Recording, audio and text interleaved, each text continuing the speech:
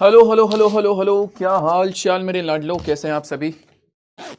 Good morning, क्या हाल चाल केसन बा भैया जी, हाउ आर यू। क्या हाल चाल है आप सभी के। Hello hello hello hello hello hello hello. Good morning. क्या हाल चाल, क्या हाल चाल है आप सभी के। फटाफट से एक बार बताइएगा। Hello hello hello hello hello hello. Good morning बच्चा, गुड मॉर्निंग। क्या हाल चाल आप सभी के, कैसे हैं आप सभी। एकदम first class. Hello hello hello hello hello hello hello hello hello hello hello. Good morning good morning good morning. कैसे हैं आप सभी। एकदम बढ़िया बेटा जी, हम एकदम बढ़िया हैं, एकदम झकाझक हैं। आप बताएं, आपके क्या हाल चाल है। आप बताएं आपके क्या हाल है, आप बताएं आपके क्या हाल है। चलिए तो शुरू करेंगे हम हमारा आज का ये मॉडल पेपर मेरे लाडलो। मॉडल पेपर 3, ठीक है ना, मॉडल पेपर 3 जीव विज्ञान क्लास 12 हमारे पास में। क्या बोलते हो, शुरू करें हम हमारा आज का ये मॉडल पेपर की कहानी को बिना किसी देरी के। हम ठीक है, आप कैसे। हम भी एकदम बढ़िया है बेटा, आप लोगों की दुआओं की बदौलत, आप लोगों की दुआओं की बदौलत हम भी एकदम बढ़िया, एकदम झकाझक। क्या चल रहा है, क्या हाल चाल है आप सभी के। पढ़ाई लिखाई कैसी चल रही है, पढ़ाई लिखाई कैसी चल रही है, पढ़ाई लिखाई कैसी चल रही है। हाँ जी, कैसे हैं जी, कैसे हैं जी, कैसे हैं जी आप, कैसे हैं जी आप। चलिए तो शुरू करते हैं बिना देरी के हम हमारे आज के इस प्यारे से सेशन की बातों को। ओके, मेरा वीक सब्जेक्ट है बायो। ओ माय गॉड भैया यार, अगर बायोलॉजी ही अगर वीक है तो फिर क्या बोलूं मैं यार। बायोलॉजी अगर वीक हो गया मेरे बच्चा तो फिर स्ट्रॉन्ग क्या है यार, स्ट्रॉन्ग क्या होगा फिर है। स्ट्रॉन्ग कौन सा सब्जेक्ट होगा, कौन सा सब्जेक्ट स्ट्रॉन्ग है। चलिए इजी इजी से क्वेश्चन है, इजी इजी से सवाल है, इनके फटाफट से जवाब देते हुए जाइएगा। सबसे पहला क्वेश्चन है आपके पास से पूछा गया है कि आवृतबीजी पौधों का जो भ्रूणपोष है वो कैसा होता है। आवृतबीजी पौधों के भ्रूणपोष की जब हम बात कर रहे हैं तो ये किस तरह से हमारे पास में देखने को मिलता है। आवृतबीजी पौधों का भ्रूणपोष होता है, कैसा होता है मेरे बच्चा। इसका नोट्स बनाए या नहीं, इसके नोट्स बनाने की जरूरत नहीं मेरे लाडलो, आपको इसके नोट्स बनाने की जरूरत बिल्कुल भी नहीं है। आपको बस क्या करना है, देखना है। धोखा, क्या धोखा, यस। तबीयत खराब हो गई है सर, कैसे हो गई भैया तबीयत खराब, क्या हो गया तबीयत को। चलिए सवाल का आंसर दीजिएगा, इजी सवाल है, बहुत आईएमपी क्वेश्चन है, बार बार रिपीट होता है, ठीक है ना, बार बार रिपीट होता है। केमिस्ट्री स्ट्रॉन्ग है, बहुत बढ़िया बेटा।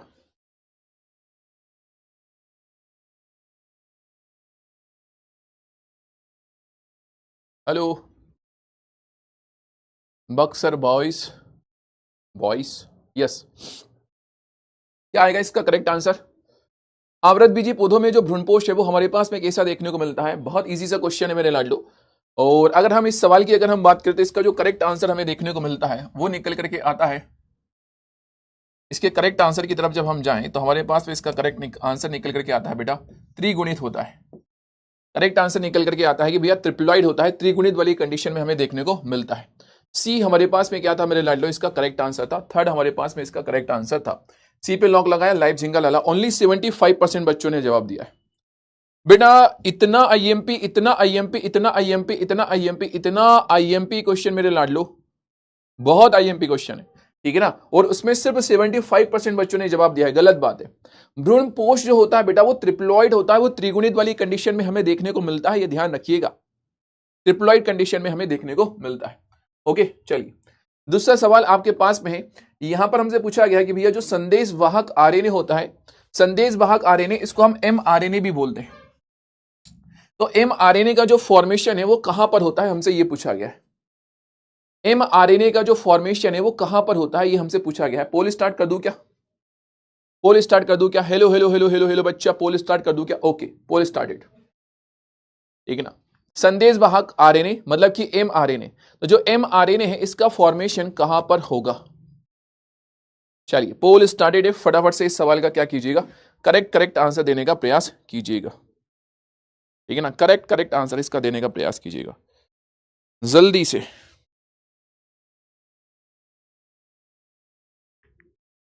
जल्दी से भैया।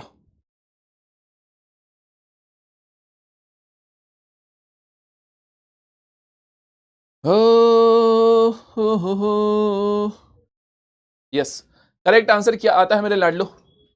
इस सवाल का करेक्ट आंसर हमारे पास में क्या निकल करके आता है बेटा? जो मैसेंजर आरएनए है, किसी भी आरएनए का, देखो डीएनए कहां पर प्रेजेंट होता है? डीएनए प्रेजेंट होता है बेटा न्यूक्लियस के अंदर, और न्यूक्लियस के अंदर ही डीएनए से किसका फॉर्मेशन होता है बेटा? आरएनए का फॉर्मेशन होता है। मतलब कि हमारे पास में इस सवाल का जो करेक्ट आंसर निकल करके आता है वो आता है क्या? ए इज द करेक्ट आंसर, ठीक है ना, ए इज द करेक्ट आंसर।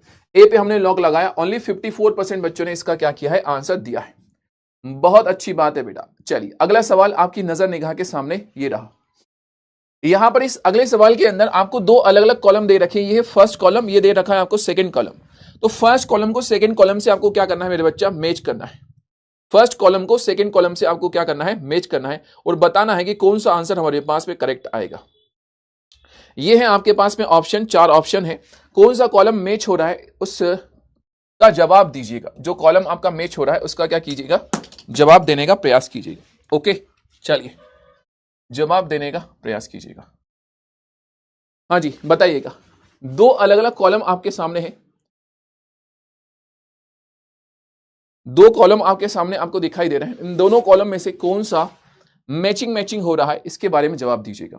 आराम से करो इस सवाल को मेरे लाडलो, एकदम आराम से करो, ठीक है ना। ये इकोलॉजी चैप्टर का क्वेश्चन है, इकोलॉजी चैप्टर का हमारे पास में क्या है? क्वेश्चन है। आराम से करो, इस सवाल का जवाब दो। दिख नहीं रहा है सर? बेटा सारी चीजें अब दिखाई दे रही है, ये ऊपर के साइड में और ये नीचे की साइड में 4 ऑप्शन है, ठीक है ना। नीचे की साइड में क्या दिखाई दे रहे हैं? 4 ऑप्शन दिखाई दे रहे हैं। हाँ जी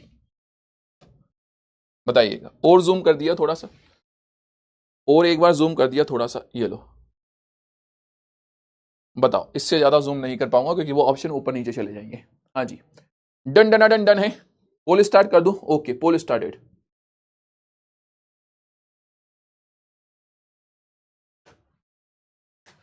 हमारी क्लास आज स्टार्ट नहीं हुआ इसलिए सोचा बायो पढ़ लें। बेटा बायो पढ़ ले रहे हो, लेकिन बेटा आप यहाँ पे पोल के अंदर बेमतलब में आंसर दे रहे हो, इस वजह से पोल का जो रिजल्ट है मेरे बच्चा वो बिगड़ रहा है, ठीक है ना। और इस चीज का बेटा श्राप आपको लगेगा आपके मैथ्स के पेपर के अंदर, ठीक है ना। जब बोर्ड एग्जाम में देने जाओगे तो एक जो एमसीक्यू है वो आपका गलत हो जाएगा। क्यों? क्योंकि आप बायो की क्लास में आकर के क्या कर रहे हो? एमसीक्यू ऊपर ट्राई मार रहे हो बेटा। ओके चलिए इस सवाल का आंसर दीजिएगा फटाफट से। हम अपमार्जक की जब हम बात करें मेरे बच्चा, तो जो अपमार्जक होते हैं, अपमार्जक या अपघटक हम किसको बोलते हैं? जो कि मृत शरीर के ऊपर रहते हैं, मृत शरीर से अपना क्या करते हैं? पोषण लेते हैं, उसको हम बोलते हैं मेरे बच्चा अपमार्जक। मतलब ए का क्या आएगा? फोर्थ आएगा। ए का फोर्थ फर्स्ट और फोर्थ ऑप्शन में दिखाई दे रहा है। मतलब हमारे पास में ये कैंसिल हो गया, ये वाला कैंसिल हो गया। चलिए इसमें ए का हमारे पास में फोर्थ है, इसमें भी ए का हमारे पास में क्या है? फोर्थ है। बी का थर्ड है तो बी का हमारे पास में थर्ड है। सी का फर्स्ट है और सी का सेकंड है। मतलब हम इस सी वाले को अगर ढूंढ लेंगे तो हमारे पास में करेक्ट आंसर आ जाएगा। जो उत्पादक होते हैं मेरे बच्चा, उसको हम बोलते हैं कि वो कैसे होते हैं? स्वपोषी होते हैं। उत्पादक स्वपोषी की कैटेगरी में आते हैं। मतलब सी का हमारे पास में जो करेक्ट आंसर आ रहा है वो फर्स्ट निकल करके आ रहा है, ठीक है ना। करेक्ट आंसर इस ऑप्शन का आता है, ए इज द करेक्ट ऑप्शन। ए पे हमने लगाया है लॉक, लाइव झिंगालाला। 71% बच्चों ने क्या किया है? इसका आंसर दिया है। आइए अगले सवाल की तरफ चलते हैं। ये रहा आपका अगला सवाल, ये रहा आपका अगला सवाल। इस सवाल के ऊपर जवाब दीजिएगा। ये दोस्ती हम नहीं तोड़ेंगे। मैथ का क्लास कब से स्टार्ट होगा? बेटा हमें नहीं पता यार इस बारे में यार कि मैथ्स का क्लास कब से स्टार्ट होगा। कहाँ हैं आपके मैथ्स वाले मास्टर? बताओ, किसे मुशायरे में गए हैं क्या भैया शायरी वायरी करने? यस चलिए भैया इस सवाल का करेक्ट आंसर दीजिएगा। पोल स्टार्ट कर दूं? ओके। इंसुलिन जो हमारे पास में होता है, इंसुलिन की जब हम बात कर रहे हैं, इंसुलिन डायबिटीज रोगियों के लिए महत्वपूर्ण जीवन रक्षक औषधि है।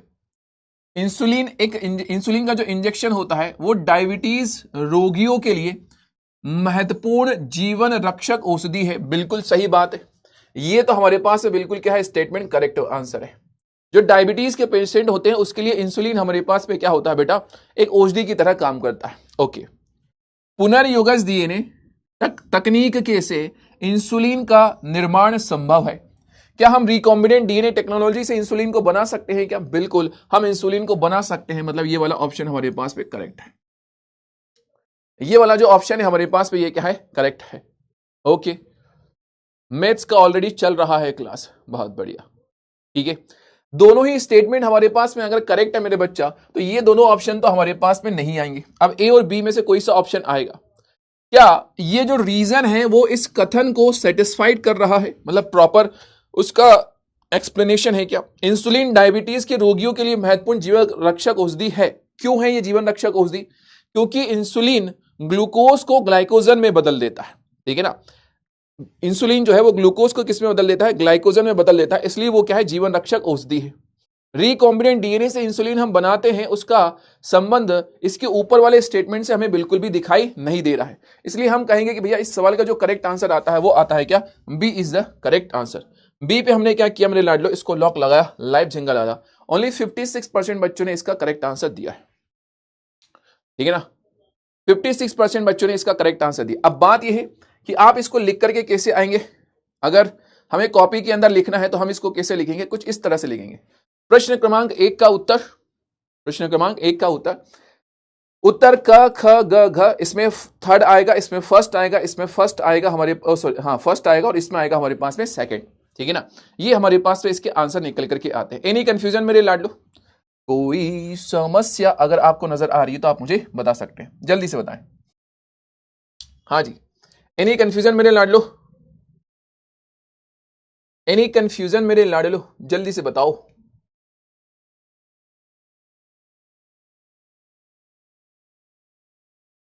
जल्दी से बता दो, जल्दी से तुम बता दो। डन डन डन डन मेरे लाडलो, कोई समस्या? कोई समस्या अगर नजर आ रही है तो आप हमें बता सकते हैं। चलिए आइए अगले सवाल की तरफ हम प्रस्थान करते हैं। अगले सवाल की तरफ हम क्या कर रहे हैं बेटा जी, प्रस्थान कर रहे हैं। नेक्स्ट क्वेश्चन की तरफ अब हम चल रहे हैं। नेक्स्ट क्वेश्चन हमसे पूछा गया यहां पे, कहां गया, अति लघुत्तरीय प्रश्न के बारे में हमसे पूछा गया है। अति लघुत्तरीय प्रश्न के बारे में जरा बता दो। अति लघुत्तरीय प्रश्न, इन सवालों का जरा फटाफट से आंसर दीजिएगा। Yes, all good sir. 4 सवाल कराए हैं। मीनाक्षी सबसे ऊपर, रिया, हुमायरा, अंजलि, हिमांशी, शीतला और अनन्या पांडे जी हैं, निष्ठा है, अव्यजीत है और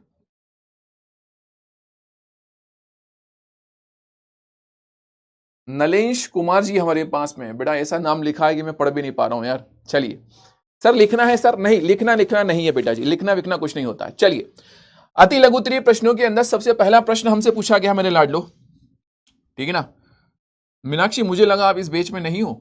चलिए अति लघुत्तरीय प्रश्न के अंदर हमसे पूछा गया मेरे लाडलो कि IUT और IUD का पूरा नाम लिखना है। आपके लिए एक वीडियो जो है वो मैं आपको YT के ऊपर, यूट्यूब के ऊपर अपलोड करने वाला हूं। हो सकता है आज या कल में, 2 दिन में कभी भी हो जाएगा। वीडियो में सारे की सारे जो फुल फॉर्म वाले जो हमारे पास में क्वेश्चन होंगे, सारे जो फुल फॉर्म वाले क्वेश्चन होंगे, लगभग 20 IMP ऐसे फुल फॉर्म है जो आपसे पूछे जाते हैं, तो वो सारे में एक साथ एक ही वीडियो में क्या कर दूंगा, बता दूंगा। चलिए IUT का मतलब क्या होता है? IUT का मतलब होता है intra uterine transfer. Intra uterine transfer IUT का मतलब होता है। ठीक है मेरे बच्चा। IUD का मतलब क्या होता है? इंट्रा यूट्राइन डिवाइस हमारे पास में IUD का मतलब होता है। तो ये तो हो गया हमारे पास में इंट्रा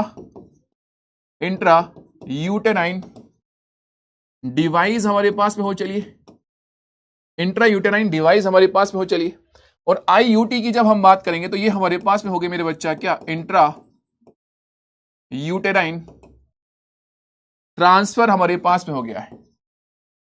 इंट्रा यूटेराइन ट्रांसफर इसका हमारे पास में नाम हो गया है। ओके मेरे लाडलो, दोनों बात क्लियर है? एनी कंफ्यूजन, कोई समस्या? जल्दी से बताओ।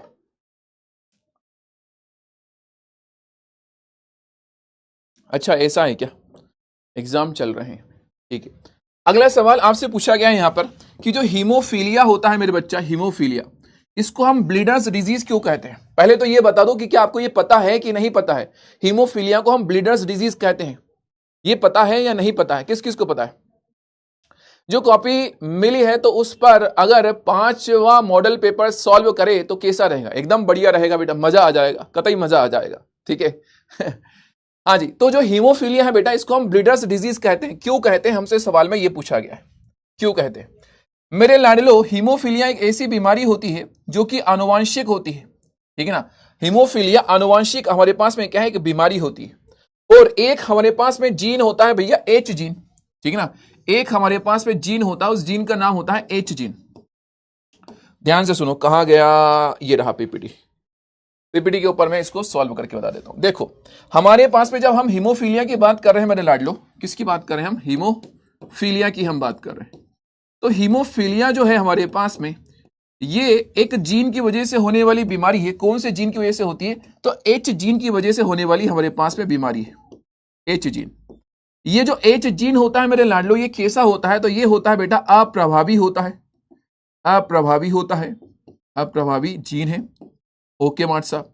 और दूसरी बात कि ये कहां पर जुड़ा हुआ होता है? ये एक्स गुणसूत्र से जुड़ा हुआ होता है, एक्स गुणसूत्र से जुड़ा हुआ होता है, से संलग्न होता है। जुड़ा हुआ है इसका मतलब क्या है? संलग्न।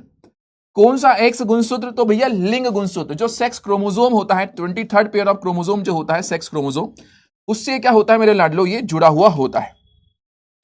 अब जब कभी भी किसी मेल के अंदर मेरे बच्चा दो, ठीक है ना, ये एक तरह का हमारे पास में क्या होता है? लिंग संलग्न होता है। लिंग संलग्न हमारे पास में क्या हो गया है? ये रोग हो गया है, लिंग संलग्न रोग हमारे पास में ये हो चला है। ओके मार्ट साहब, ये जो भाई साहब लिंग संलग्न रोग है, इसमें आपको कुछ अलग अलग कंडीशन देखने को मिल सकती है। जैसे हम अगर मेल की बात करें बेटा, अगर मैं लिखूं XY तो ये क्या होता है? ये नॉर्मल मेल होता है। अगर मैं लिख दूं बेटा XX तो ये हमारे पास में क्या होती है? नॉर्मल फीमेल होती है। लेकिन मैंने लिख दिया मेरे बच्चा X के ऊपर लिख दिया H और Y लिख दिया, तो ऐसी सिचुएशन में हमारे पास में ये जो मेल होगा मेरे लाडलो, H, अगर मैंने X के ऊपर लिख दिया है क्या? H लिख दिया है, और X के ऊपर आ गया हमारे पास में कौन? H आ गया, और Y आ गया। तो ऐसी सिचुएशन में मेरे लाडलो ये क्या होगा हमारे पास में? ये हीमोफीलिया डिजीज से ग्रस्त हमारे पास में क्या हो गया है? मेल हो गया है। इसको हम बोलेंगे भैया ये हीमोफिलिक क्या हो गया है? पुरुष हो गया है।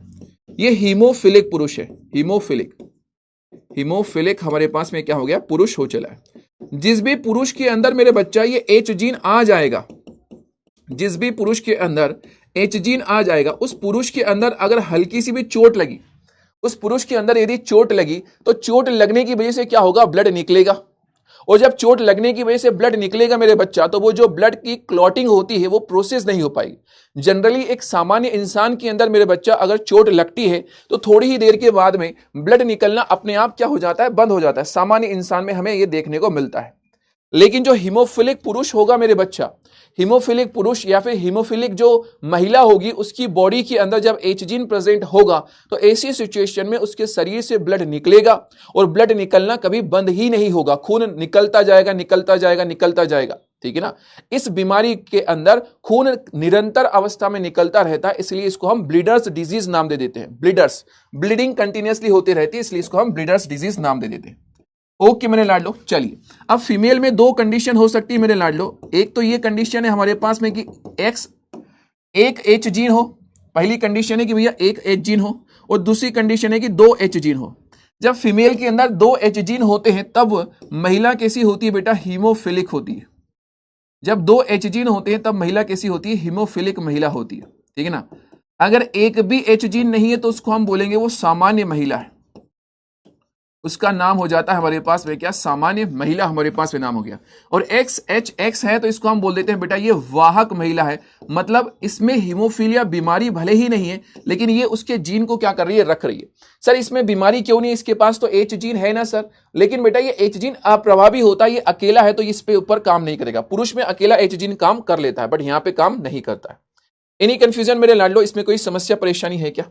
ठीक है ना। तो इसका आंसर हम कैसे लिख सकते हैं? इसका आंसर हम कैसे लिख सकते हैं? देखिएगा, इसका आंसर मैं आपको बता देता हूं। बहुत ही शानदार तरीके से इसका हम आंसर लिख सकते हैं कि भैया देखो हीमोफीलिया एक आनुवांशिक रोग है जिसमें रक्त का थक्का बनने की क्षमता समाप्त हो जाती है। ठीक है ना। हीमोफीलिया एक आनुवंशिक रोग है जिसमें कि रक्त की का थक्का बनने की क्षमता समाप्त हो जाती है। इसके कारण चोट लगने पर लगातार रक्त स्त्राव होता है रहता है, इसलिए इसे ब्लीडर्स रोग कहा जाता है।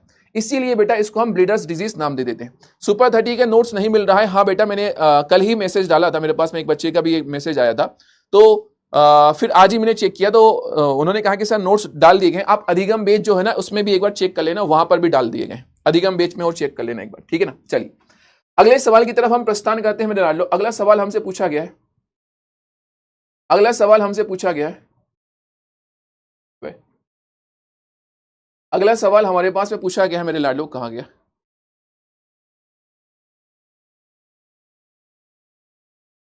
चलिए भैया, सवाल में हमसे पूछा गया है यहां पर कि जैव प्रौद्योगिकी से आप क्या समझते हैं, बायोटेक्नोलॉजी से आप क्या समझते हैं, ये हमसे पूछा गया। बताइएगा, फटाफट से बताइए।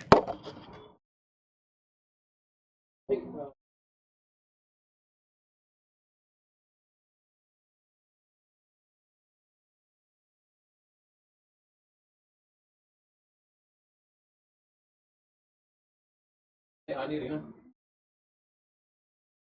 मुझे वहीं से बता दे, वहीं से बता दो। नहीं नहीं मत करो, यहीं से बता दो मुझे, यहीं से गाइड कर दो मुझे।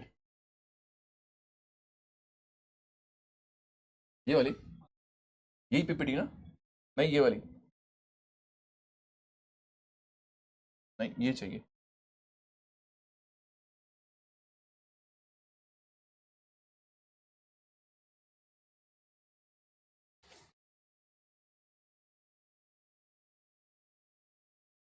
चलिए भैया, आंसर देने का जरा फटाफट से प्रयास कीजिएगा।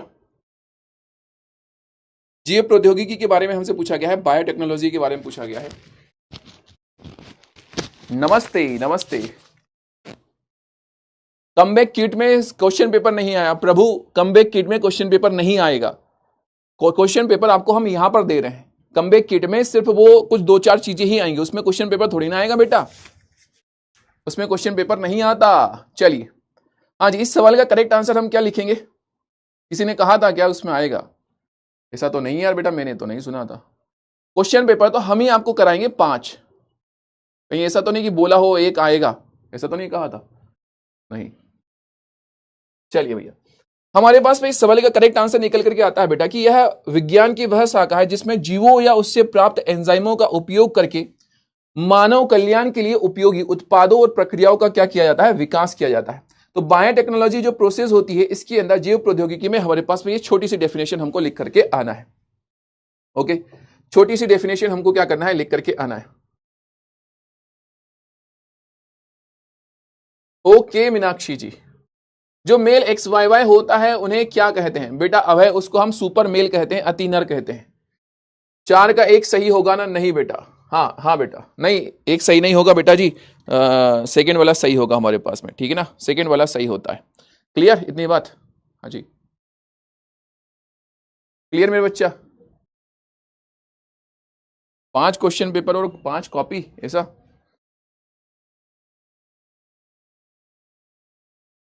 हम्म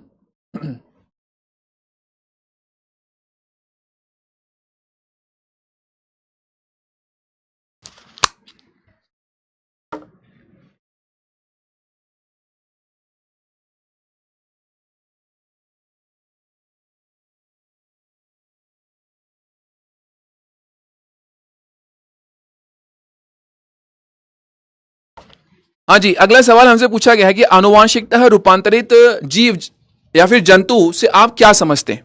जेनेटिकली मॉडिफाइड जो ऑर्गेनिज्म होता है उससे हम क्या समझते हैं, हमसे ये पूछा गया है। बेटा सर का कहने का मतलब ये होगा कि 5 कॉपी आपको भेजी जाएगी और 5 पेपर यहां से आएंगे, ऐसा कुछ होगा यार बेटा। मतलब जहां तक मुझे खबर है मेरे लाडलो, मतलब उसमें पेपर भेजने का ऐसा कुछ था नहीं कि पेपर भी भेजे जाएंगे, उसमें पेपर भेजने का कुछ भी नहीं था।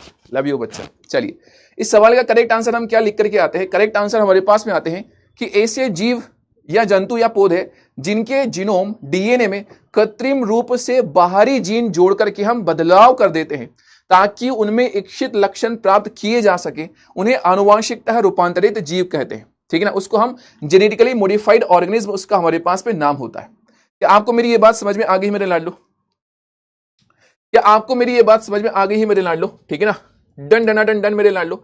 एक नंबर का क्वेश्चन था, एक नंबर में आपको इसकी डेफिनेशन लिख करके आना है। चलिए अगला सवाल, सहजीवन से आप क्या समझते हैं? सहजीवन या सहजीविता हमारे पास में क्या मतलब होता है? ठीक है ना, ठीक है ना, सहजीवन का मतलब क्या होता है? सर मेरी बात सुनिए, हाँ अंजलि बेटा सुनाइए, अंजलि सुनाइए।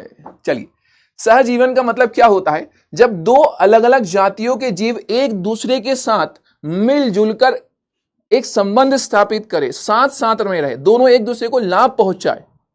ठीक है ना शैलेश भाई, मैं समझ गया कि सर ने बोला होगा ऐसा, बट अब मेरे बच्चा, मुझे जितनी इंफॉर्मेशन है यार मेरे लाडलो, मैंने उतनी इंफॉर्मेशन आपको दे दी यार मेरे लाडलो।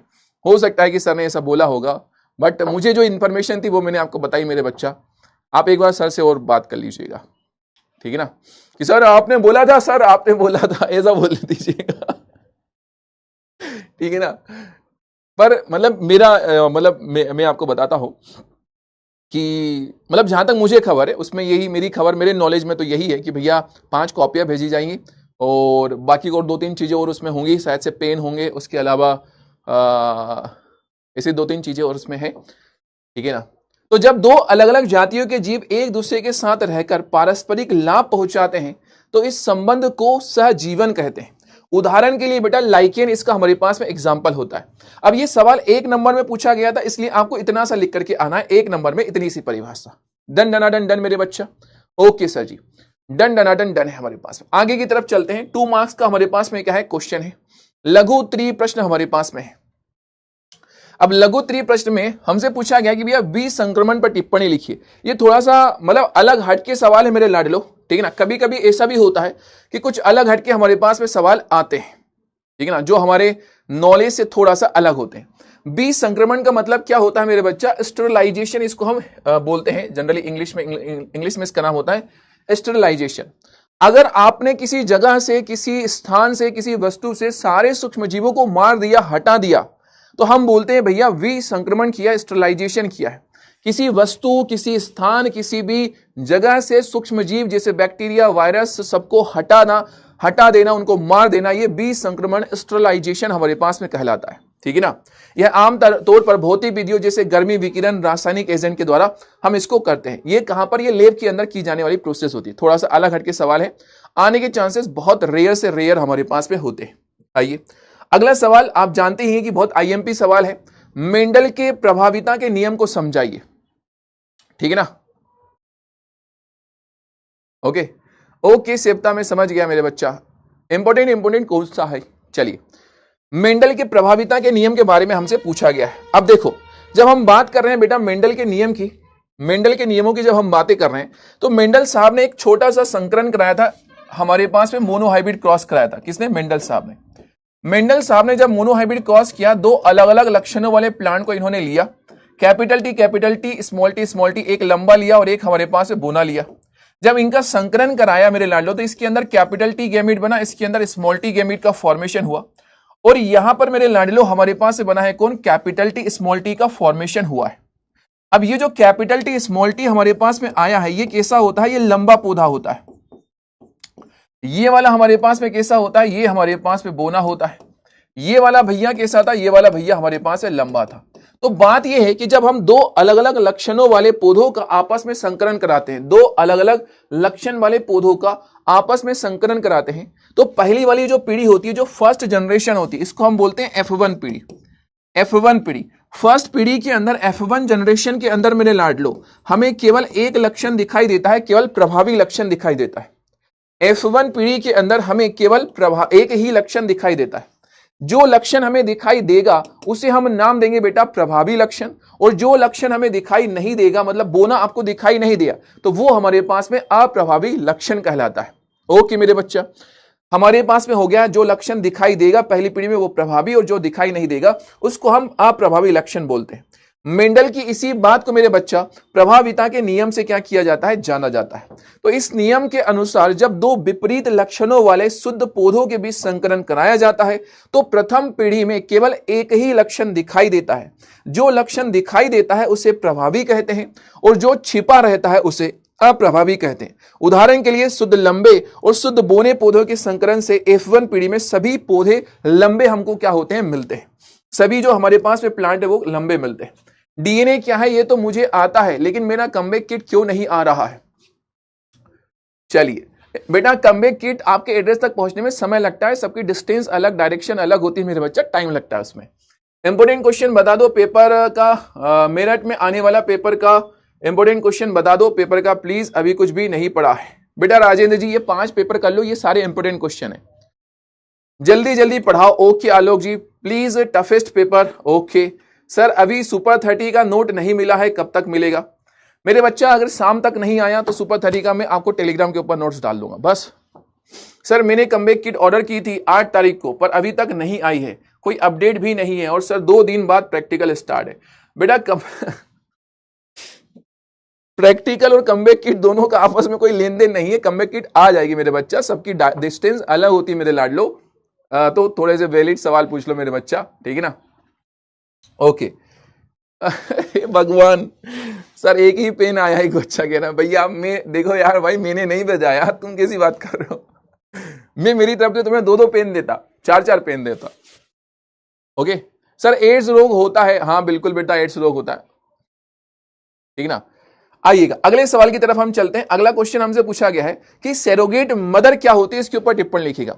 देखो आपने ये कहीं ना कहीं ये टॉपिक पढ़ रखा हुआ होता है मेरे बच्चा, सैरोगेट मदर के बारे में, लेकिन इसकी डेफिनेशन बना करके आपको लिखनी थी कि भैया सैरोगेट मदर क्या होती है। सुनिएगा डेफिनेशन, मानव भ्रूण के 3 प्रारंभ, अरे कहां गया सैरोगेट मदर,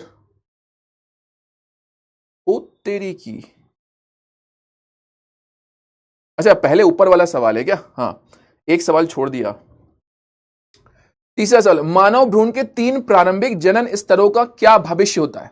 बेटा जब आप ये टॉपिक को पढ़ते हो ह्यूमन रिप्रोडक्शन के अंदर, वहां पर मैं आपको पढ़ाता हूं कि भैया जब एक जाइगोट का फॉर्मेशन होता है तो जाइगोट जाकर के अटैच होता है किससे मेरे लाडलो? जाइगोट जाकर के अटैच होता है भैया फीमेल की बॉडी से, और जाइगोट जब फीमेल की बॉडी से जाकर के अटैच होता है तो वहां पर 3 टाइप की हमारे पास में क्या मिलती है, सेल की लेयर बनती है। एक का नाम होता है बेटा एक्टोडर्म, एक का नाम होता है मेसोडर्म, और एक का नाम होता है एंडोडर्म, ठीक है ना? ह्यूमन रिप्रोडक्शन के अंदर हम पढ़ते हैं। ओके अब ये जो 3 अलग अलग लेयर होती है मेरे लाडलो, इन तीनों लेयर का क्या होता है, अलग अलग काम होता है। जैसे हम बात करें बेटा एक्टोडर्म की तो इसका काम होता है त्वचा का निर्माण करना। हम बात करें बेटा मेसोडर्म की तो इसका काम होता है, मेसोडर्म का काम होता है हार्ट का निर्माण करना, हमारे इंटरनल ऑर्गन्स का फॉर्मेशन करना, ये हमारे मेसोडर्म का काम होता है।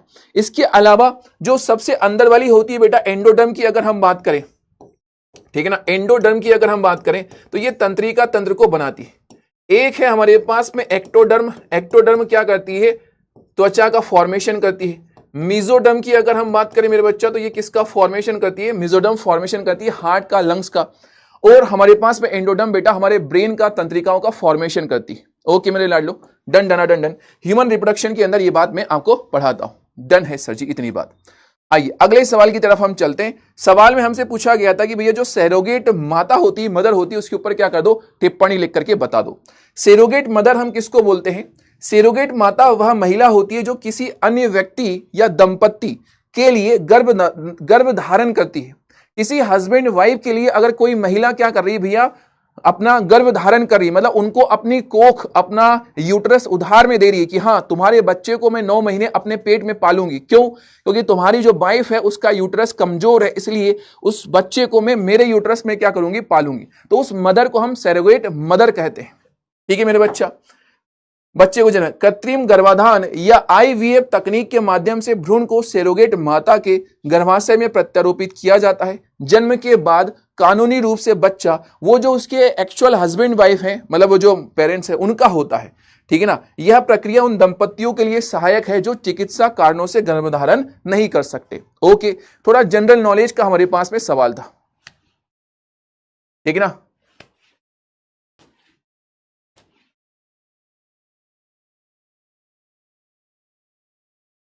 ओके मेरे बच्चा ओके सेवता जी, सेवता बेटा जी, मैं समझ सकता हूं इस बात को कि मतलब बहुत ज्यादा वो फील आता है, बहुत ज्यादा फील आता है। मैं मतलब जैसे पीडब्ल्यू की कोई चीज होती है ना, तो मुझे भी उसका बहुत ज्यादा लगाव है। मेरे पास में मतलब टी शर्ट्स जो हैं वो कम से कम मतलब पहले तो खैर बहुत सारी यूज हो गई, वो तो अलग बात है, लेकिन 6-7 ऐसी है जो अभी पेटी पेक रखी हुई होगी, मतलब नई की नई रखी हुई है। ये जैकेट जो है ये 2-3 है रखी हुई। तो मुझे अगर जैसे भाई भी अगर मेरे बोले कि नहीं भाई एक मुझे दे दे, तो नहीं, मतलब मन नहीं होता कि ये जो नाम है या फिर ये जो चीज है वो दे दूं, ठीक है ना, बहुत ज्यादा एक लगाव होता है, ठीक है ना। चलिए अगला सवाल है कि चिकित्सा के क्षेत्र में जैव प्रौद्योगिकी की उपयोगिता लिखिए। चिकित्सा के क्षेत्र में जैव प्रौद्योगिकी का उपयोगिता होती है, हम इंसुलिन हार्मोन को बनाते हैं। देखो, आनुवांशिक रूप से निर्मित इंसुलिन को बनाते हैं, जीन थेरेपी हम करते हैं, हम वैक्सीन का फॉर्मेशन करते हैं, ठीक है ना। ये हमारे पास में चिकित्सा के रूप में चिकित्सा के रूप में बेटा जी हमारे पास में बायोटेक्नोलॉजी के क्या होते हैं, उपयोग होते हैं। 2-2 नंबर के सवाल थे, आपको इजीली इसका क्या करना था, आंसर लिख करके आना था। नेक्स्ट क्वेश्चन है हमारे पास में 3-3 नंबर के सवाल में पूछा गया कि आवृतबीजी पौधों में द्विनिषेचन की जो क्रिया है इसके बारे में हमें क्या कर दो, बता दो। जो आवृतबीजी हमारे पास में पौधे होते हैं सर एक टी शर्ट भेज दीजिए। अरे बेटा मैंने अभी तो बताया, मैं भाई को नहीं दे रहा हूं यार चलिए, 12th के बाद नीट प्रिपरेशन करना बिल्कुल बेटा अच्छे से स्टार्टिंग से स्टार्ट कर दीजिएगा, ठीक है ना, कोई बात नहीं लेना, इट्स ओके होता है। आवृतबीजी पौधों में द्विनिषेचन क्रिया का संक्षिप्त उल्लेखन करना है। डबल फर्टिलाइजेशन बहुत आईएमपी में हर बार बोलता हुआ आ रहा हूं आपसे।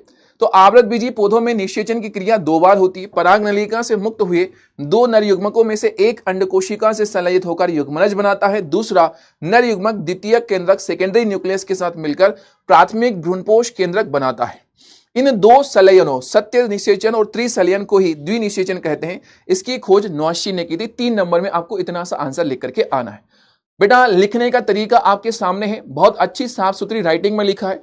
आपने बीच बीच में कहीं पर इंग्लिश वर्ड का भी क्या किया है, यूज किया है, ये मजेदार लगता है। आपने हेडिंग डाली थी आवृतबीजी पौधों में द्विनिषेचन और उसके बाद में उसका आंसर लिखा था, ठीक है ना। इस तरह से आपको इसका आंसर लिखना है। चलिए next question as it is बेटा बहुत आईएमपी हमेशा बोलता हुआ आ रहा हूं। अनुवांशिक कूट के ऊपर क्या कर दो, निबंध लिख दो। अब निबंध पूछा तो गया है लेकिन 3 नंबर में पूछा है तो लिखना है, लेकिन इतना लिखना है कि भैया 3 नंबर के लायक हो। अनुवांशिक कूट डीएनए अणुओं में स्थित नाइट्रोजनी क्षारक AUGC, ठीक है ना, यहां पे एडेनिन थाइमिन आएगा। एक चीज यहां पे गलत हुई है, यहां पे AUGC नहीं आएगा, एडेनिन थाइमिन ग्वानिन साइटोसिन का वह अनुक्रम है जिसमें प्रोटीन संश्लेषण के लिए संदेश निहित होते हैं, अनुवांशिक कूट कहलाता है। यह ट्रिपलेट होता है, ट्रिपलेट के फॉर्म में हमारे पास में देखने को मिलता है, यानी 3 क्षारकों का एक क्रम हमारे पास में होता है। 3 क्षारकों का हमारे पास में क्या होता है, ये एक क्रम होता है। ओके सर जी, 3 क्षारकों का क्रम जो होता है वो एक अमीनो अम्ल को क्या करता है, कोड करता है। इसकी मुख्य विशेषता यह है कि यह सार्वभौमिक यूनिवर्सल होता है और कॉमा रहित होता है, और इसमें एक प्रारंभिक कोडॉन AUG और 3 समापक कोडॉन UAA, UAG और UGA हमारे पास में ये होते हैं। ओके मेरे बच्चा, आप केमिस्ट्री नहीं पढ़ाते? नहीं बेटा जी। चलिए अगला सवाल हमसे पूछा गया है, देखते हैं क्या है क्वेश्चन। क्वेश्चन में पूछा गया है कि भैया जो लिंग गुणसूत्र है, मनुष्य लिंग गुणसूत्र क्या है, मनुष्य में लिंग निर्धारण में इसकी क्या भूमिका है। चलिए 23rd पेयर ऑफ क्रोमोसोम 23वां जोड़ा गुणसूत्र लिंग गुणसूत्र कहलाता है, जो कि मनुष्य में लड़का होगा या लड़की होगा इसका निर्धारण करता है, ठीक है ना। तो वे गुणसूत्र जो किसी जीव का लिंग निर्धारित करते हैं लिंग गुणसूत्र कहलाते हैं, एलोसोम कहलाते हैं, सेक्स क्रोमोसोम कहलाते हैं। मनुष्य में 23वां जोड़ा लिंग गुणसूत्र होता है, स्त्रियों में यह XX और पुरुषों में XY होता है। यदि शुक्राणु का X गुणसूत्र अंडाणु से मिलता है तो संतान लड़की होती है, और यदि शुक्राणु का Y गुणसूत्र अंडाणु से मिलता है तो संतान लड़का होता है। अतः मनुष्य में लिंग निर्धारण पूर्णतः पिता के शुक्राणु के ऊपर डिपेंड करता है, जो फादर का क्रोमोसोम होता है उसके ऊपर डिपेंड करता है। ओके ठीक है सर जी, इतनी बात हमारे पास में डन है।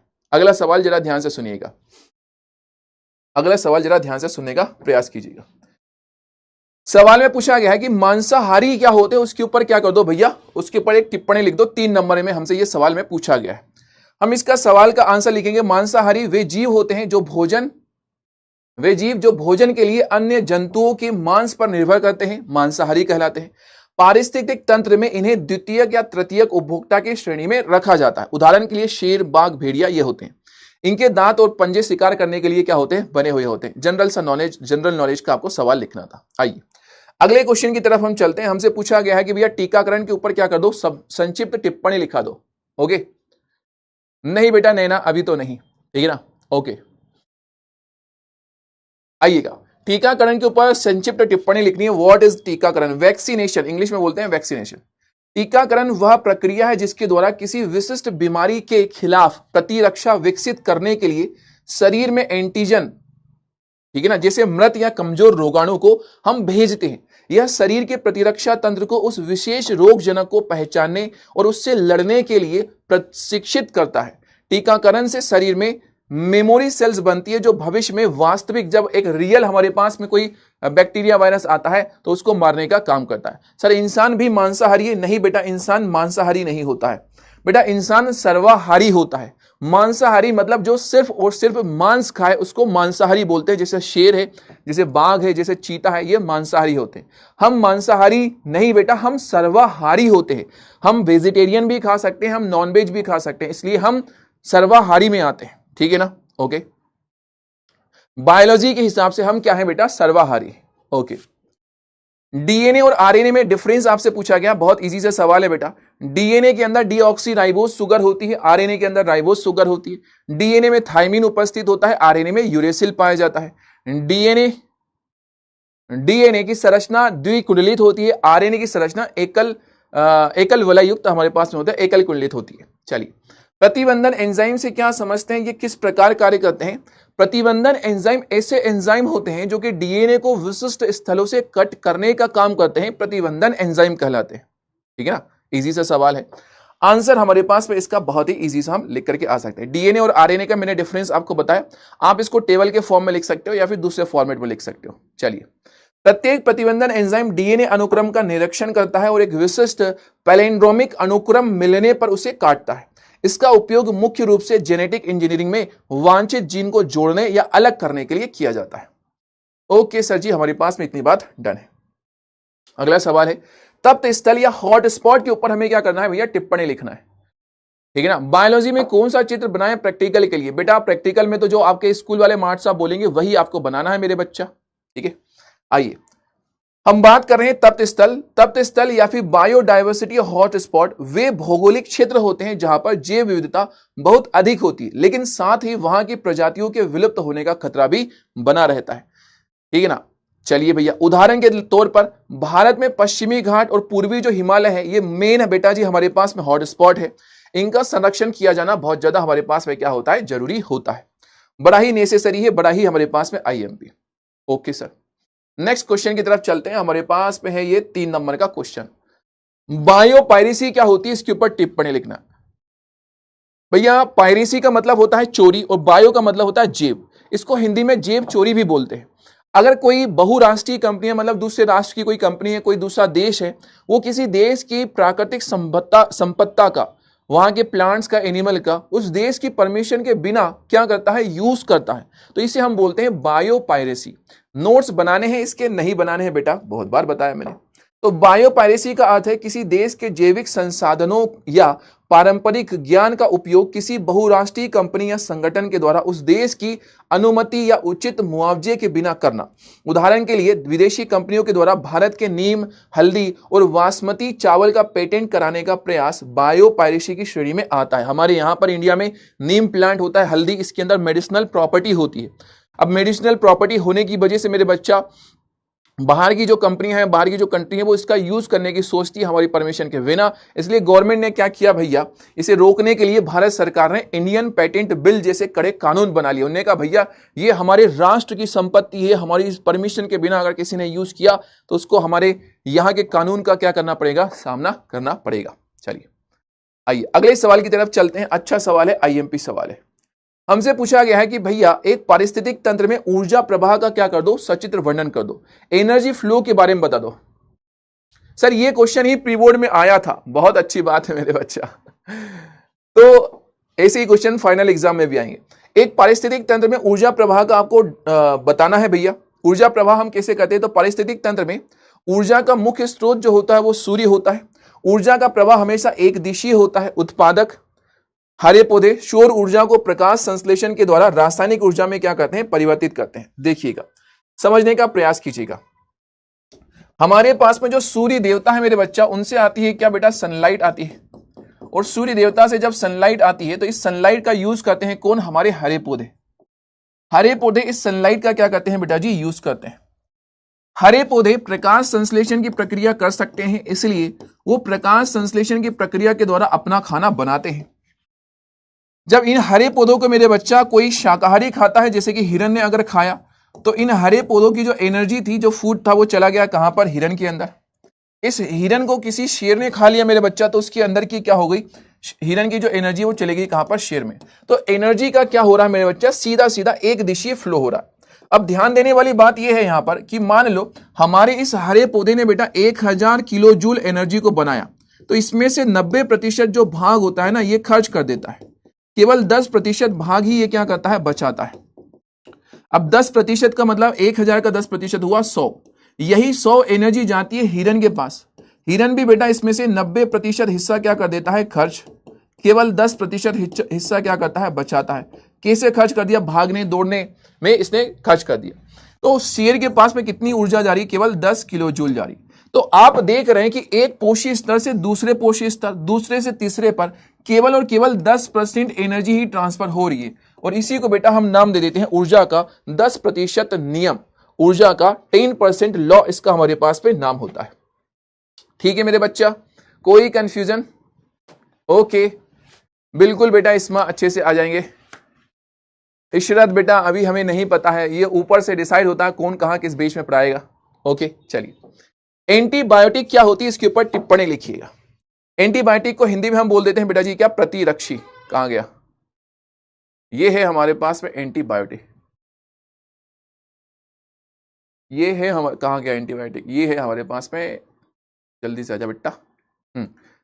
एंटीबायोटिक सूक्ष्म जीवों के द्वारा बनाए गए मेरे बच्चा रासायनिक पदार्थ होते हैं जो कि दूसरे सूक्ष्म जीवों को क्या करते हैं? मारते हैं। जैसे फॉर एग्जांपल करिए, मान लो भैया हमारे पास में ये दो तरह के क्या है? सूक्ष्म जीव। एक ये है सूक्ष्म जीव, ये क्या कर रहा है? मनुष्य के अंदर बीमारी कर रहा है। तो हम कहें भैया ये बुरा सूक्ष्म जीव है, ये क्या करता है? ये बीमारी करता है, बीमारी करने वाला सूक्ष्म जीव है। एक दूसरा हमारे पास में क्या है भैया? कोई सूक्ष्म जीव है, इसी का बिरादर है बेटा, इसी का बिरादर है। अब इसका ये जो बिरादर है मेरे बच्चा, ये जो बिरादर है मेरे बच्चा, ये क्या कर रहा है? कुछ ऐसे केमिकल्स को बना रहा है, कुछ ऐसे केमिकल को बना रहा है। इस बिरादर ने कुछ केमिकल्स का फॉर्मेशन किया, केमिकल का क्या किया? फॉर्मेशन किया। ये केमिकल मेरे बच्चा जब इसके बिरादर के ऊपर जाते हैं, इधर जाते हैं, तो इसकी वजह से ये जो भैया है ये क्या हो जाता है? मर जाता है, खत्म हो जाता है। तो हमारे ये भी क्या थे? सूक्ष्म जीव थे। ये कौन है बेटा? हमारे पास में सूक्ष्म जीव है। ओके, ये भी कौन है बेटा? हमारे पास में सूक्ष्म जीव है। तो सूक्ष्म जीवों के द्वारा बने हुए ऐसे रसायन जो दूसरे सूक्ष्म जीवों को मारते हैं, उसी को बेटा जी हम नाम दे देते हैं एंटीबायोटिक। प्रतिजैविक उसका हमारे पास में नाम होता है। ओके, हाँ, डीएनए की जगह पर आरएनए भी लिख सकते हैं। बिल्कुल बेटा जी, सही पकड़े हो आप। हाँ जी, डन डन डन डन मेरे लाडलो। इसमें कोई समस्या है क्या? जल्दी से बताओ। एंटीबायोटिक को सबसे पहले किसने डिस्कवर किया था? हमारे एक साइंटिस्ट अलेक्जेंडर फ्लेमिंग ने डिस्कवर किया था। अगला सवाल, परभक्षी के ऊपर टिप्पणी लिखिए। परभक्षी मतलब क्या होता है? नहीं बेटा, इसको आपको कॉपी में नहीं लिखना है, कॉपी में नहीं लिखना है। इसके अगर कोई क्वेश्चन इसमें से याद नहीं हो तो उस क्वेश्चन को याद कर लेना है। कॉपी में लिखने से कोई फायदा नहीं बेटे बच्चा, कॉपी में लिखने से कोई फायदा नहीं, आपका समय ही खराब होगा। याद करने में आपको ज्यादा भला होगा। चलिए, हमसे पूछा गया कि भैया परभक्षी क्या होती है? परभक्षण एक ऐसी प्रक्रिया होती है जिसमें एक जीव किसी दूसरे जीव का क्या कर लेता है? शिकार कर लेता है। जैसे शेर ने हिरन का क्या किया बेटा? शिकार कर लिया। तो इसको हम बोलते हैं ये परभक्षण है। तो शेर जो है वो शिकारी कहलाएगा, शिकारी कहलाएगा, और जो हिरन है बेटा शिकार कहलाएगी। बायोलॉजी में इसी शिकार को मेरे बच्चा, शिकारी को मेरे बच्चा हम परभक्षी नाम दे देते हैं। परभक्षी, शेर का नाम हो जाता है परभक्षी। तो परभक्षण एक ऐसी पारस्परिक क्रिया जिसमें एक जीव परभक्षी दूसरे जीव शिकार को मारकर अपना भोजन प्राप्त करता है। यह पारिस्थितिक तंत्र में जनसंख्या नियंत्रण के लिए एक जरूरी प्रक्रिया। उदाहरण के लिए शेर और हिरन के संबंध में शेर परभक्षी है। परभक्षी ऊर्जा का स्थानांतरण भी करता है और जो उसका शिकार है उसकी संख्या को कंट्रोल करके रखने का भी काम करता है। आइए, अगले सवाल हमसे पूछा गया है कि गुरु बीजाणु जनन क्या है? आवृत बीजी पादपों में मादा युग्मकोद्भिद के विकास का वर्णन करना है। गुरु बीजाणु जनन क्या होता है? गुरु बीजाणु जनन क्या होता है, ये हमसे पूछा गया। बेटा एक कोशिका होती है गुरु बीजाणु मात्र कोशिका, तो गुरु बीजाणु मात्र कोशिका से अर्धसूत्री विभाजन के द्वारा 4 गुरु बीजाणुओं के बनने की जो प्रक्रिया है उसको हम गुरु बीजाणु जनन कहते हैं। अब इन गुरु बीजाणुओं से, ठीक है ना, इन गुरु बीजाणुओं से मेरे लाडलो होता क्या है, हाँ मैं एक बार नई कॉपी भी दिखा दूंगा बोर्ड एग्जाम की जो आपकी है वो भी मैं दिखा दूंगा, अभी रुक जाओ, जाते जाते मैं दिखा दूंगा। तो गुरु बीजाणुओं, जो 4 गुरु बीजाणु बने मेरे बच्चा, उनमें से 3 गुरु बीजाणु क्या हो जाते हैं, नष्ट हो जाते हैं। जो 4 गुरु बीजाणु हैं हमारे पास में, उनमें से बेटा 3 क्या हो जाते हैं, नष्ट हो जाते हैं। देखो यहां पर एक कोशिका हमारे पास में, ये मेगा स्पोर मदर सेल है, मतलब ये गुरु बीजाणु मात्र कोशिका है। इसमें मियोसिस हुआ, अर्धसूत्री विभाजन हुआ, 4 गुणसूत्र का क्या हुआ, 4 हमारे पास में कोशिकाओं का फॉर्मेशन हुआ। इन 4 कोशिकाओं को हम मेगा स्पोर नाम दे देते हैं बेटा। इन 4 में से जो 3 होते हैं बेटा वो क्या हो जाते हैं, डिजनरेट हो जाते हैं, मतलब नष्ट हो जाते हैं। केवल एक ही मेगा स्पोर हमारे पास में बचता है। ये अकेला मेगा स्पोर में बेटा इसके केंद्रक में समसूत्री विभाजन होता है। समसूत्री विभाजन होता है तो इसका जो केंद्रक होता है वो 2 हिस्सों में बट जाता है। फिर से इसके अंदर बेटा समसूत्री विभाजन होता है तो ये 2 केंद्रक 4 केंद्रकों में बट जाते हैं। इन चारों केंद्रकों में फिर से क्या होता है, समसूत्री विभाजन होता है तो 8 केंद्रक हमारे पास में क्या होते हैं, बनते हैं। इन 8 केंद्रकों में बेटा 3 ऊपर चले जाते हैं, वो एंटीपोडल सेल कहलाते हैं। 3 नीचे होते हैं मेरे बच्चा, उसमें से 2 सहायक कोशिका सिनर्जिड सेल, एक एक्स सेल कहलाती है, और बीच वाला हमारे पास में पोलर न्यूक्लियाई कहलाता है। ठीक है ना। तो हमारे पास में इस डायग्राम को आपको पूरा की पूरा बना करके आना था, ये पूरा डायग्राम आपको बना करके आना है। ओके मेरे बच्चा, ठीक है ना। ये आपको क्या करना है बेटा जी, बना करके आना है। डन डना डन डन है मेरे लाडो। चलिए, एक बच्चे ने पूछा सर जी कितने % बोर्ड के अंदर इन मॉडल पेपर में से आ जाएगा, 5 में से। बेटा अगर ऊपर वाले ने चाहा तो 100% आ जाएगा, ठीक है ना। अगर हुआ तो 100% आ जाएगा। ऊपर वाले ने चाहा तो बेटा 80% आ जाएगा, 90% इसमें से आ जाएगा। बेटा हम मतलब मैं झूठ तो नहीं बोलेंगे भैया, हम बेटा एक गेसिंग होती है, ठीक है, एक गेसिंग होती है कि भैया इतने % आ जाता है, तो 60-70% तो मिनिमम आ ही जाना चाहिए। 50, 60, 70% तो इन 5 में से आना ही चाहिए। आने को 100% भी आ जाएगा, लेकिन बेटा ऐसा नहीं है कि मैंने बोल दिया कि 100% इन्हीं में से आएगा तो बिल्कुल 100% ही आ जाएगा। इट्स नॉट बेटा ट्रू, ठीक है ना। अंधकार में रखना ये एक गुरु को शोभा नहीं देगा, अपने शिष्य को अंधकार में रखना ये एक गुरु को शोभा नहीं देता। इसलिए मैं ये नहीं कहूंगा कि इन 5 मॉडल पेपर में से 100% आ जाएगा। हाँ, मैं भी हो सकता है कि 100% आ ही जाए, ऐसा भी हो सकता है, ऐसा भी हो जाएगा, ठीक है ना। लेकिन फिर भी 60-70% आपको देखने को मिल ही जाएगा। ओके मेरे बच्चा, ठीक है। फिर से मैं बोल दूं कि होने को तो 100% भी आ सकता है, आ जाएगा, लेकिन ऐसे बोल देना कि भैया इन 5 में से 100% आ जाएगा, इसका मतलब ये है कि बेटा मैं थोड़ा सा आपको अंधकार में रख रहा हूं। अनप्रिडिक्टेबल चीजें होती मेरे लाडलो, सिर्फ अनुमान, एक अंदाजा, एक एक्सपीरियंस के हिसाब से, ये पेपर्स के हिसाब से हम बोलते हैं कि भैया इतना आ जाना चाहिए। होने को तो 100% भी आ जाता है। आइए अगला सवाल है कि युग्मक जनन किसको कहते हैं, इसके बारे में क्या करना है, शुक्राणु जनन अंडाणु जनन में डिफरेंस लिखना है। ओके, युग्मक जनन बेटा युग्मकों के निर्माण की प्रक्रिया युग्मक जनन कहलाती। शुक्राणु जनन कम समय में होने वाली प्रक्रिया है, अंडाणु जनन ज्यादा समय में होने वाली प्रक्रिया है। शुक्राणु जनन में एक प्राइमरी स्पर्मेटोसाइट से 4 स्पर्म का फॉर्मेशन होता है।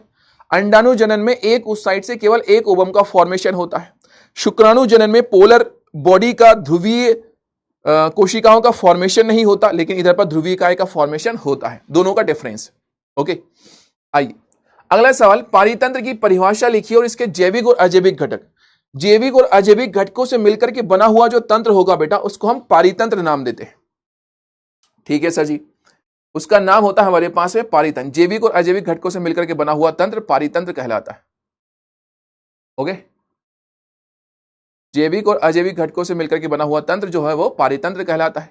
जैविक घटक सारे जीवित जो कारक होते हैं उसको हम जैविक घटक नाम देते हैं। ओके, ठीक है ना। जैसे उत्पादक हो गए हमारे पास में हरे पौधे जो प्रकाश संश्लेषण करते हैं, उपभोक्ता जो भोजन के लिए दूसरों के ऊपर निर्भर होते हैं। अब घटक सूक्ष्म जीव जो मृत पदार्थों को सड़ाकर मिट्टी में मिलाते हैं।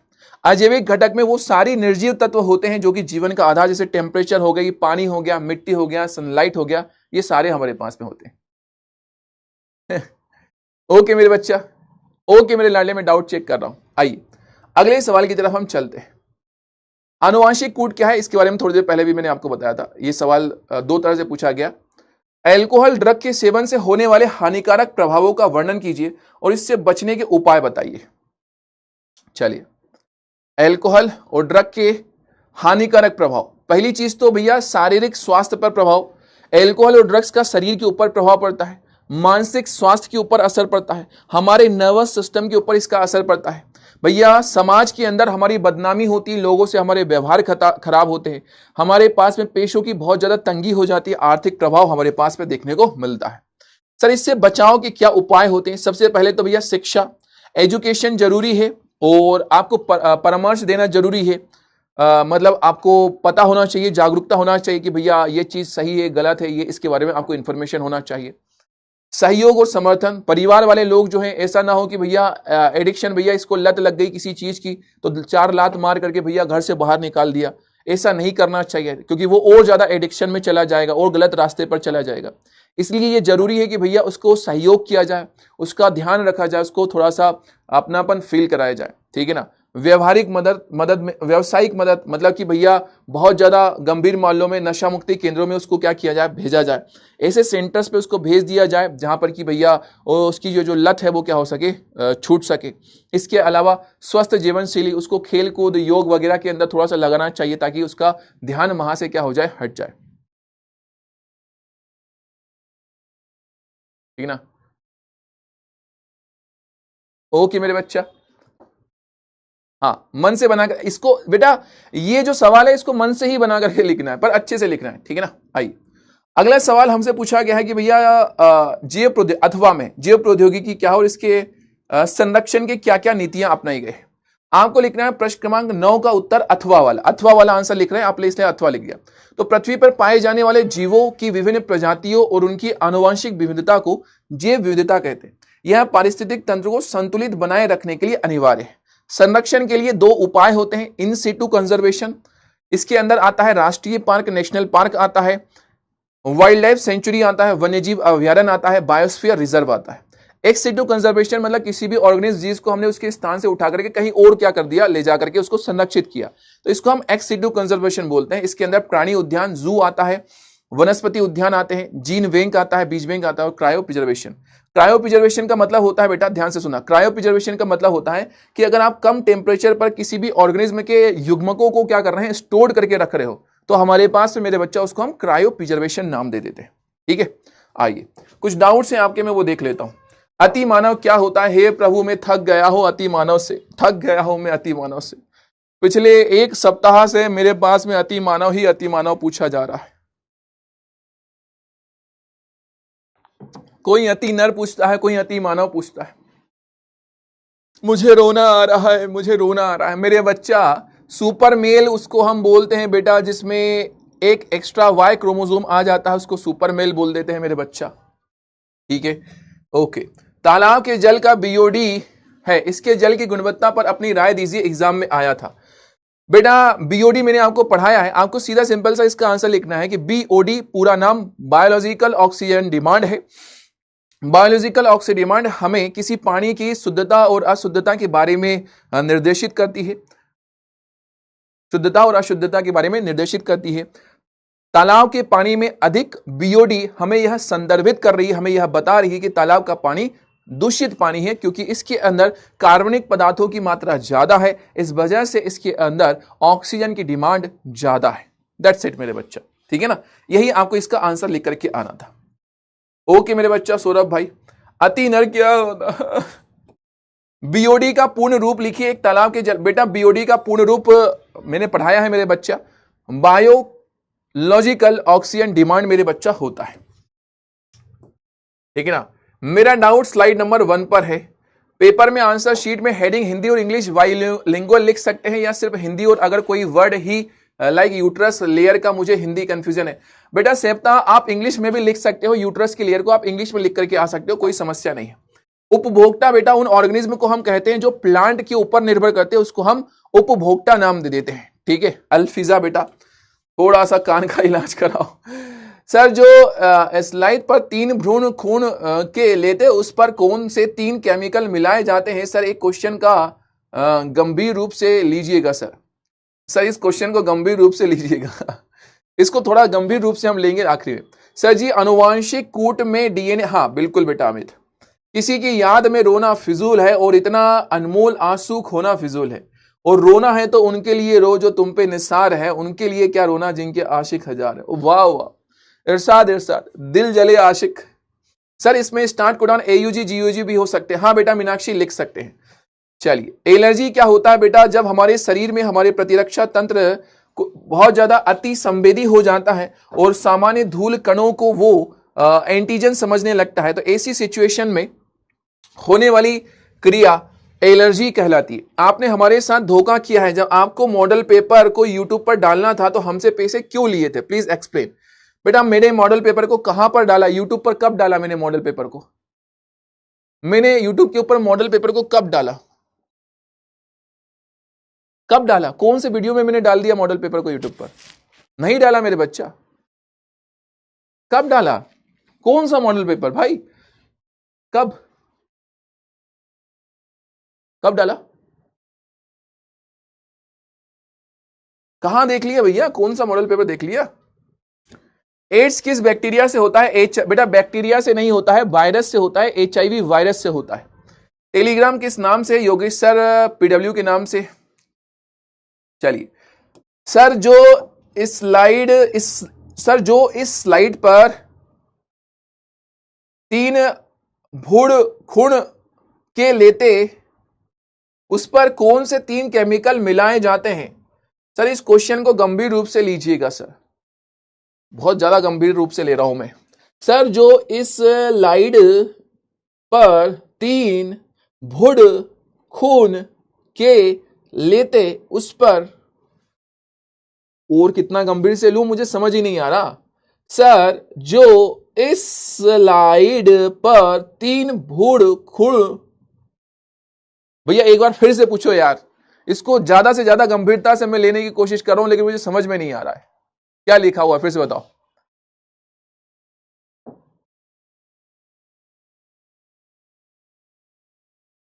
जल्दी से बताओ यार। आई एम वेटिंग, मैं इंतजार कर रहा हूं, फटाफट से बताइएगा। हाँ जी, हाँ जी,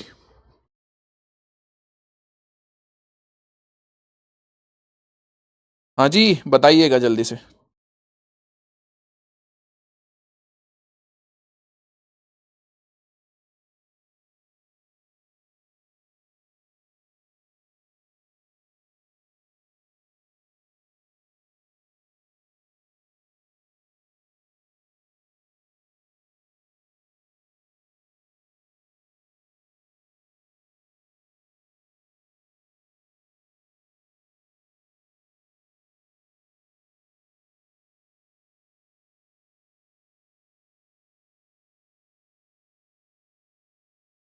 बताओ।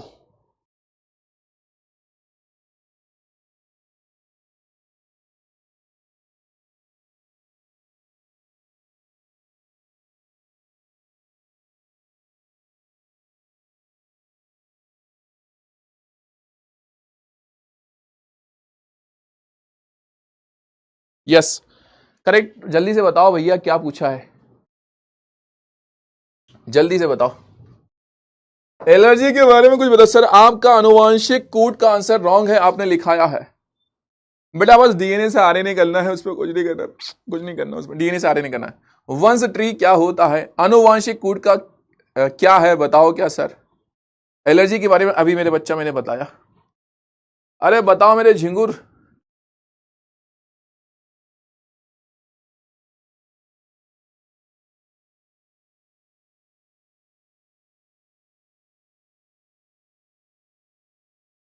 कौन से चैनल पर है? बेटा मैंने नहीं डाला भाई, देखो यार, देखो मेरे बच्चा, मैं नहीं वो करता हूं। कौन से चैनल पर है?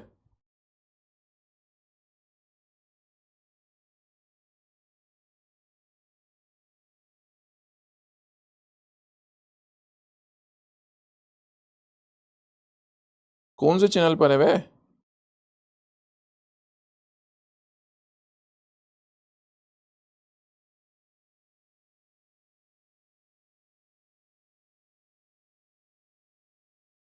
आपकी क्लास में डाउट नहीं आते, अच्छी बात है। आप लक्ष्य नीट हिंदी मीडियम के बेच में एनसीईआरटी पंच में पढ़ाया हो? हाँ बेटा, लक्ष्य नीट हिंदी और अर्जुना के अंदर जो एनसीईआरटी पंच है उसमें मेरे लेक्चर गए हैं। मैं लक्ष्य बेच से मैं अभी 12th के लिए पढ़ना शुरू किया है, टारगेट है 90 वर्स लाने का। ऐसा क्वेश्चन लाइए जिससे एक वही एग्जाम में आए। बेटा ये 5 में से ही आएंगे। आप दुआ करते रहिए मेरा, बिल्कुल बेटा, दुआ के साथ में मेहनत करते रहिए। ऊर्जा प्रवाह का चित्र कैसा होगा? बिल्कुल वो लाइन से बनाना, हरे पौधे उसको खाया है उसने हिरन ने, बस वो से ही आपको बनाना है, ठीक है ना। हाँ बेटा, मानव जीनोम के उपयोग अधिगम और ज्वाला सीरीज से मैंने पढ़ाई की है, तो अब सुपर 30 सीरीज से भी पढ़ना जरूरी है। नहीं बेटा रागिनी बेटा, आपने अधिगम से और ज्वाला सीरीज से पढ़ाई की है, सुपर 30 से आप बस रिवीजन करो बेटा, बस रिवीजन मारो, आप आगे चिल मारो। रिवीजन करने के लिए आपको सुपर 30 बहुत ज्यादा बेनिफिशियल है, आपका रिवीजन अच्छे से हो जाएगा, ठीक है ना। चलिए, मेरी बात समझ में आ गई है क्या मेरे लाडो? हाँ, अब नो वॉइस वाले अल्फिजा बेटा बस करो बेटा, ये मजाक बहुत हो गया बेटा। सौरभ भाई आप हो क्या कि चले गए हो, एक बार बताओ। चलो सौरभ भाई हो या फिर चले गए हो, जल्दी से बताओ। बाकी लोग तो है, सुनो मेरी बात। बीओडी क्या है इसको बता देता हूं मेरे लाडलो। बीओडी इसका पूरा नाम होता है बायोलॉजिकल ऑक्सीजन डिमांड, ठीक है ना, बायोलॉजिकल ऑक्सीजन डिमांड। ओके, हमारे पास में 2 तरह के पानी है मेरे बच्चा, 2 तरह का पानी। मान लो बेटा हमारे पास में ये जो पानी है, इस पानी के अंदर ज्यादा कोई चीजें नहीं है, थोड़ा सा साफ सुथरा पानी है, ठीक है ना। इस पानी के अंदर मेरे बच्चा आपने कहां से लिया? इस पानी को आपने नाले से लिया है, और ये वाला पानी आपने आपके घर के पानी मतलब आरओ से लिया। ये आपके घर का आरओ और ये नाले का पानी है। अब नाले के पानी में मेरे बच्चा पोटी भी होगी, पोटी भी होगी, इसके अंदर वाहित मल इसके अंदर होगा, ठीक है ना। जब वाहित मल इसके अंदर होगा मेरे बच्चा, वाहित मल इसके अंदर होगा, तो बैक्टीरियाओं को जीवाणु इसके अंदर क्या होंगे मेरे बच्चा? ज्यादा। क्यों? जीवाणु के लिए खाने की चीज ज्यादा है, भोजन ज्यादा, जीवाणु ज्यादा है मेरे बच्चा, तो उनको ऑक्सीजन की जरूरत क्या होगी? ज्यादा। इस पानी के अंदर से बेटा सारी की सारी ऑक्सीजन क्या हो जाएगी? वो खत्म कर देंगे। ये साफ पानी है मेरे बच्चा, यहां पे भोजन मतलब खाने पीने की चीजें कम है, किसके लिए? जीवाणु के लिए। तो यहां पे जीवाणु भी क्या है मेरे बच्चा? कम। तो इस पानी के अंदर जो ऑक्सीजन है वो क्या है मेरे बच्चा? ज्यादा है। ऑक्सीजन जो है इसके अंदर पर्याप्त है। ये पानी को ऑक्सीजन नहीं चाहिए, इस पानी को ज्यादा ऑक्सीजन नहीं, लेकिन इस पानी को और ज्यादा ऑक्सीजन चाहिए। क्यों? क्योंकि उसकी ऑक्सीजन को कौन खत्म कर रहा है? जीवाणु। तो हम बोलते हैं कि भैया यहां पर ऑक्सीजन की डिमांड ज्यादा है, इसकी बीओडी क्या है मेरे बच्चा? ज्यादा। और बीओडी ज्यादा है मतलब ये पानी प्रदूषित, और ये वाला जो पानी है ये हमारे पास में क्या हो गया मेरे बच्चा? इसकी बीओडी कम मतलब ये साफ है। देखो बीओडी मेरे बच्चा अगर 0 से लेकर के 3 हमारे पास में अगर बीओडी है मेरे बच्चा, तो ये जो पानी होगा ये साफ पानी होगा बेटा, ठीक है ना, शुद्ध पानी है। इससे हम बोलेंगे ये क्या हो गया हमारे पास में? शुद्ध पानी हो गया। अगर मान लो भैया 3 से ज्यादा हो गई, मान लो 3 से क्या हो गया? 3 से ज्यादा हो गया, मोर देन 3 हो गया, ओके, तो हमारे पास में क्या है बेटा? ये प्रदूषित पानी है, प्रदूषित पानी मतलब गंदा पानी। अगर मान लो बेटा ये 10 से भी ज्यादा हो गया, तो हम कहेंगे कि भैया ये तो बिल्कुल बेकार, प्रदूषित से भी प्रदूषित पानी, बहुत ही ज्यादा क्या हो गया? बेकार हो गया। तो जैसे एक सौरभ भाई ने जो सवाल पूछा था कि तालाब के पानी में 16 mg पर लीटर अगर हमारे पास में, तो बेटा 10 से ऊपर है मतलब वो प्रदूषित से भी बहुत ज्यादा प्रदूषित हो गया, प्रदूषित से भी बहुत बहुत बहुत बहुत बहुत बहुत ज्यादा क्या हो गया? प्रदूषित हो गया, ठीक है ना। ओके मेरे बच्चा, डन डन डन डन, कोई कंफ्यूजन इसमें? ज्वाला बेज कहां पर है? ज्वाला बेज बेटा यूट्यूब के ऊपर है। चलिए डन मेरे लाडलो, इतनी बात क्लियर है, मेरी बात समझ में आ गई? कोई कंफ्यूजन कोई परेशानी है तो आप मुझे बताएं। Okay done done done. 1.0 परिश्रम, 2.0 अधिगम, ज्वाला, सुपर 30 ऑल से हूं बेच। ओ भगवान, अभिनंदन भैया, सारे बेच ले लिए तुमने तो यार। 1.0 भी, 2.0 भी। 2.0 में तो खैर मेरे तो था ही नहीं 2.0 में। ओके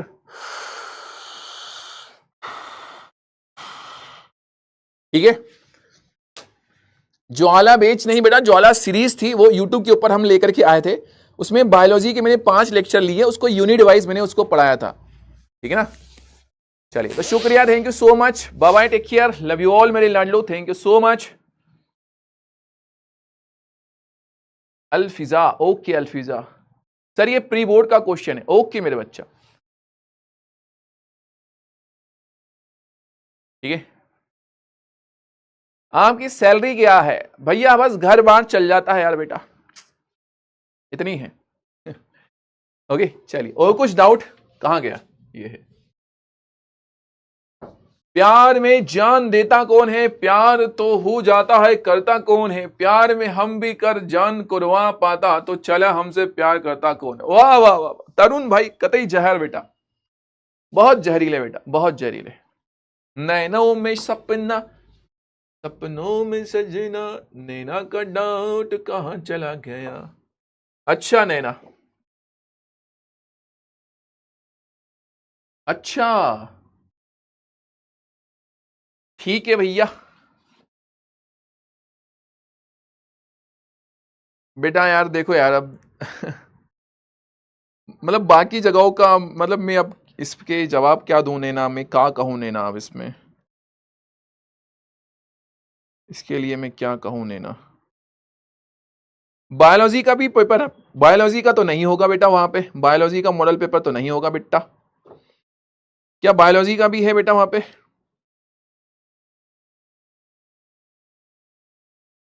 चलिए, तो शुक्रिया, thank you so much, bye bye, take care, love you all, जय हिंद।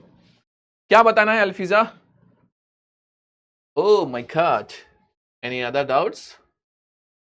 चलिए, मेरे 3 टाइम रिवीजन हो गया, बट मैंने मॉडल पेपर सॉल्व नहीं हूं सुपर 30 की वजह से, क्या करूं बेटा? बेटा जी आप मॉडल पेपर कर लीजिए, सॉल्व कीजिएगा, और प्रीवियस ईयर क्वेश्चन का 3 बार रिवीजन हो गया, बस इतना ही करना है। अब प्रीवियस ईयर क्वेश्चन निपटा दो 5 साल के, और मॉडल पेपर निपटा दो बस। वंश वृक्ष क्या है? ये तो आपने पढ़ाया नहीं और एग्जाम में आया था। सौरभ भैया ऐसा मत बोलो यार, ये यहां पे लगता है बेटा। सौरभ आप तो शायद से परिश्रम बेच में भी पढ़े हो बेटा। जो पेडिग्री एनालिसिस होता है मेरे बच्चा, वंशावली विश्लेषण हमने पढ़ा है मेरे बच्चा। वंशावली विश्लेषण ही मेरे बच्चा हमारे पास में क्या है, वंश वृक्ष के अंदर आता है। याद करो मेरे बच्चा, याद कर मेरे झिंगुरे हैं, याद कर मेरे बच्चा, ठीक है ना। वंशावली विश्लेषण जो होता है, अब अभी मैं निकाल के नहीं दिखा रहा हूं, तो मैं दिखाता। अच्छा किसी ने डाल दिए हैं, किसने डाल दिए? किसने डाल दिए भैया? कौन है वो नालायक? चलिए, शुक्रिया, thank you so much, bye bye, okay bye bye bye bye bye bye, okay चलिए।